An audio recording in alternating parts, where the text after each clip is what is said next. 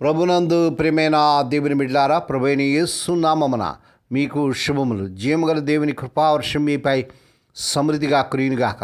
ఈ దినం అనగా ఏప్రిల్ నెల 6వ తారీఖు 2026 సోమవారం హోలీ ట్రినిటీ చర్చ్ మినిస్ట్రీస్ వారు అందించు అనుదినమన్న.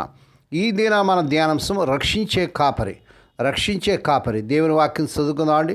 యెహెజ్కేలు గ్రంథం 34వ అధ్యాయం 11 వచనం. ప్రభువైన యెహోవా సెలవిచ్చిందేమనగా, ఇదిగో నేనే నా గొర్రెలను వెతికి వాటిని కనుగొందును.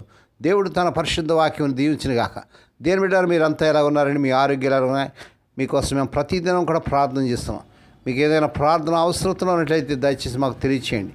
దేని బిడ్డారు ప్రతిదినం మీరు దేవుని వాక్యం చదివి ఉదయకాలం సాయంకాలం ప్రార్థన చేసుకుంటున్నారా? కుటుంబ ప్రార్థన ఉదయ సాయంకాలాలు మీ గృహాల్లో ఉంటున్నాయా?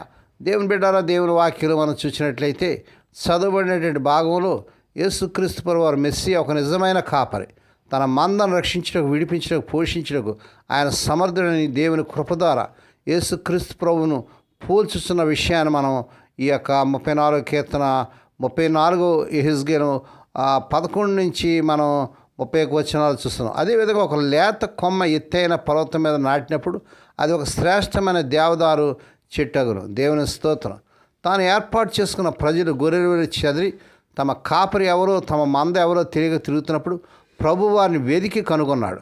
ప్రభు ఎంత అద్భుతంగా తాను ఏర్పాటు చేసుకున్న వారిని కనుగొన్నాడు కదా. యేసుక్రీస్తు ప్రభు గొప్ప రక్షించే కాపరి మాత్రమే కాదు, ఆయన గొప్ప వెదికే కాపరి కూడా. దేవుని స్తోత్రం. తండ్రి చేత తనకు అనుగ్రహించబడిన వాటిలో చాలా గొర్రెలు తప్పిపోయి నరక పంచుల వరకు వెళ్ళిపోయినప్పటికీ ప్రభువారు ఎంతో కృపతో వాటిని వెదికి కనుగొని తన దగ్గర తీసుకుంటున్నాడు. ఆయన మనల్ని కూడా వెదికి కనుగొని తన దగ్గర చేర్చుకున్నాడు కదా. అలాగే మన హృదయాలు ఎవరి కోసం అయితే ప్రార్థన చేస్తున్న వారిని కూడా ఆయన వెదికి కనుగొని తన దగ్గర తీసుకుంటున్నాడని గొప్ప నిరీక్షణ కలిగి ఉందో.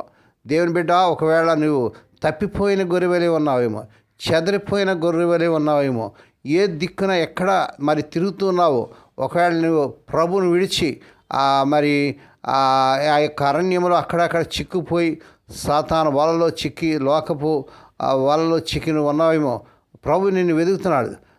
వెతికి నేను పట్టుకుంటానంటున్నాడు ప్రభువారు. నా యొద్దకు వచ్చి నేను ఎంత మాత్రం తోసివేయనని ప్రియ ప్రభువారు సెలవిస్తున్నాడు. కనుక భ్రష్టులైన బిడ్డలారా, తిరిగి నా దగ్గర రండి అని కూడా ప్రభు పిలుస్తున్నాడు.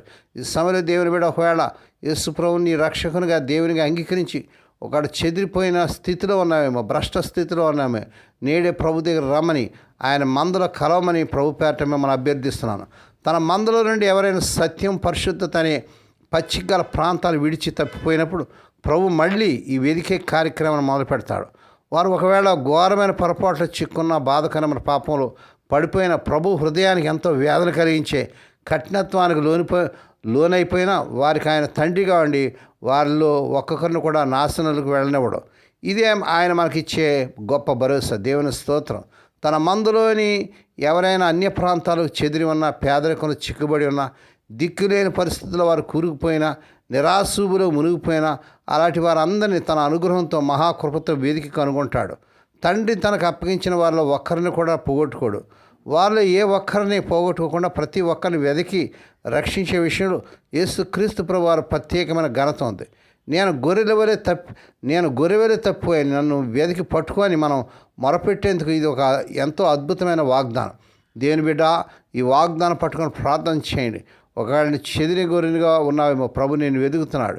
ఏ విషయంలో చెదిరిపోయావో, ఏ పరిస్థితుల్లో చెదిరిపోయావో ప్రభు దగ్గర రండి. ప్రభు సన్నిధిని వెదకండి, ఆయన అంటిపెట్టుకోనండి. ఆయన మన మంచి కాపరి, గొప్ప కాపరి, ప్రధాన కాపరి, మన కోసం ప్రాణం పెట్టినటువంటి గొప్ప కాపరి. ఆ కాపరి దగ్గరికి వద్దాం. ఆ దేవుడి మాటలు దీవించునుగా. ప్రార్థన చేసుకుందామండి. పరిశుద్ధుడైన మా తండ్రి, మమ్మల్ని రక్షించే కాపరిగా మీరు ఉన్నందుకే నేను స్తుతిస్తున్నాం తండ్రి. చెదినటువంటి మమ్మను మీరు వెదకి రక్షించారు నాన్న. కేవలం నీ ఉచితమైన కృప, నీ ప్రేమ మేము మరొకసారి జ్ఞాపకం చేసుకున్నాం తండ్రి.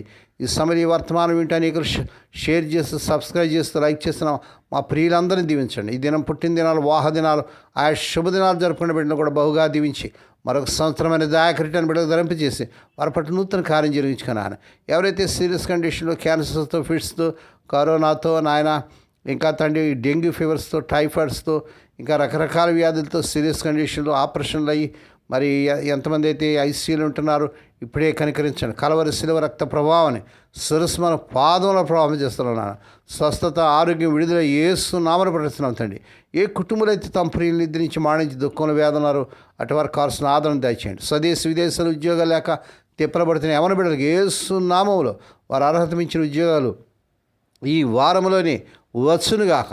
వివాహం కానీ యవన బిడ్డలు వారు కోరుకునే చక్కని సంబంధాలు కుదిరి వారి వివాహాలు ఘనంగా ఈ నెలలో జరుగునుగాక, అద్భుతాలు జరుగునుగాక. హోలీ ట్వంటీ చర్చ్ మినిస్ట్రీస్ ద్వారా మురికివాడలు ఆయా రాష్ట్రాలు ఆయా ప్రాంతాలు చేసిన పరిచయం తీయించి నీ దీనదాస్తున్నాను విధవరాన్ని దిక్కులేని బిడ్డను తండ్రి లేని బిడ్డను జ్ఞాపకం చేసుకొని ఈ నెలలో వారి ప్రతి అవసరం తీర్చమని, మేలు కొరకే జ్ఞాపకం చేసుకోమని, మహిమ నీకే ఘనత నీకే చెల్లించుకుంటే యేసే పరిశుద్ధ నామన స్తుతించి గణపరిచి వేడుకొని ప్రార్థిస్తున్నాం తండ్రి.